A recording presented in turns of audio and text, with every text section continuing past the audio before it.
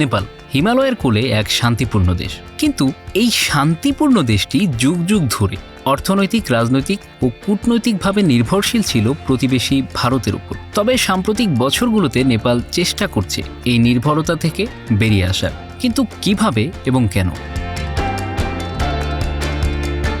নেপালের ভূগোলই তাকে ভারত ও চীনের মধ্যে একটি কৌশলগত অবস্থান নিয়ে এসেছে। দুই বৃহৎ দেশের মাঝখানে থাকা নেপাল ঐতিহাসিকভাবেই ভারতের উপর নির্ভরশীল ছিল। তবে সাম্প্রতিক সময়ে নেপাল তাদের পররাষ্ট্রনীতি পরিবর্তন করে ভারসাম্য বজায় রাখার চেষ্টা করছে। এই পরিবর্তনে প্রথম চালিকা শক্তি হচ্ছে তাদের স্বাধীন সিদ্ধান্ত গ্রহণের ইচ্ছা এবং ভারতের প্রভাব থেকে মুক্ত হওয়ার আকাঙ্ক্ষা। ভারতের পরিবর্তে নেপাল তাদের আরেক প্রতিবেশী চীনের সাথে সম্পর্ক গভীর করছে। চীনের বেল্ট অ্যান্ড রোড ইনিশিয়েটিভে যোগ দেওয়া নেপালের এই পরিবর্তনের একটি বড় উদাহরণ। চীন নেপালের অবকাঠামো উন্নয়নে বড় আকারে বিনিয়োগ করছে। রাস্তা, সেতু, বিদ্যুৎ উৎপাদন প্রকল্প সব ক্ষেত্রেই চীনের উপস্থিতি স্পষ্ট।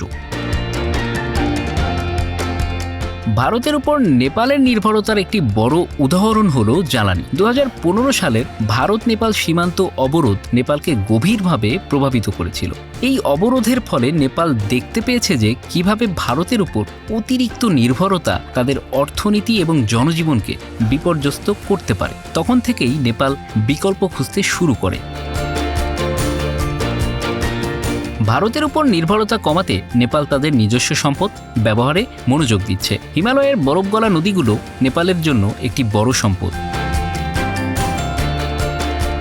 হাইড্রো ইলেকট্রিক প্রজেক্টগুলোর মাধ্যমে নেপাল নিজস্ব বিদ্যুৎ উৎপাদনে স্বয়ংসম্পূর্ণ হওয়ার চেষ্টা করছে। পাশাপাশি স্থানীয় উৎপাদন বাড়ানো এবং বহুমুখী কূটনৈতিক সম্পর্ক তৈরি করার প্রয়াস চালাচ্ছে। তবে এই পরিবর্তনের পথে নেপালকে অনেক চ্যালেঞ্জের মুখোমুখি হতে হচ্ছে। ভারতের সঙ্গে ঐতিহাসিক এবং সাংস্কৃতিক সম্পর্ক অনেক গভীর। দেশটির রাজনৈতিক দলগুলোর মধ্যেও ভারতের প্রভাব রয়েছে। ফলে ভারতের সঙ্গে সম্পর্ক বজায় রাখা এবং নতুন দিক নির্দেশনা নির্ধারণের মধ্যে ভারসাম্য বজায় রাখা নেপালের জন্য বড় একটি চ্যালেঞ্জ।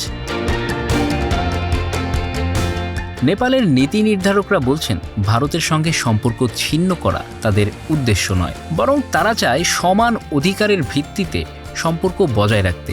নেপালের জনগণও বিশ্বাস করে দুদেশের সম্পর্ক বন্ধুত্বপূর্ণ থাকলে উভয় দেশের জন্যই মঙ্গলজনক হবে। Bangla affairs news desk.